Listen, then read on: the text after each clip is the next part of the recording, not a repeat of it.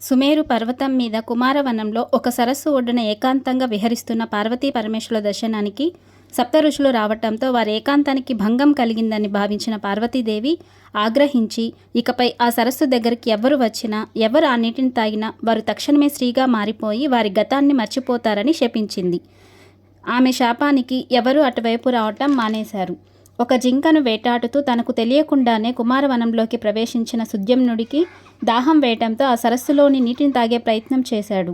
వెంటనే స్త్రీగా మారిపోయి తన గతాన్నంతా మర్చిపోయి కుమారవనంలో తిరుగుతూ బుధుని ఆశ్రమానికి చేరుకున్నాడు. స్త్రీగా మారిపోయిన సుద్యుమ్నుడికి ఇలాగా నామకరణం చేసి ఆమెని గంధర్వ వివాహం చేసుకోవటంతో వారికి పురరువుడు జన్మించాడు.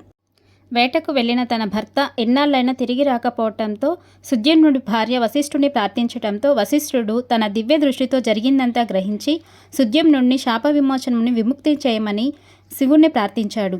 శివుడు ప్రత్యక్షమై పార్వతీదేవి ఇచ్చిన శాపాన్ని ఉపహరించే శక్తి తనకు లేదని చెప్పి సుద్యుమ్నుడి జీవితాంతం 1 నెల స్త్రీగాను 1 నెల పురుషునిగాను ఉండేటట్లు వరం ఇవ్వటంతో కురువంశానికి కురుక్షేత్ర యుద్ధానికి బీజం పడింది.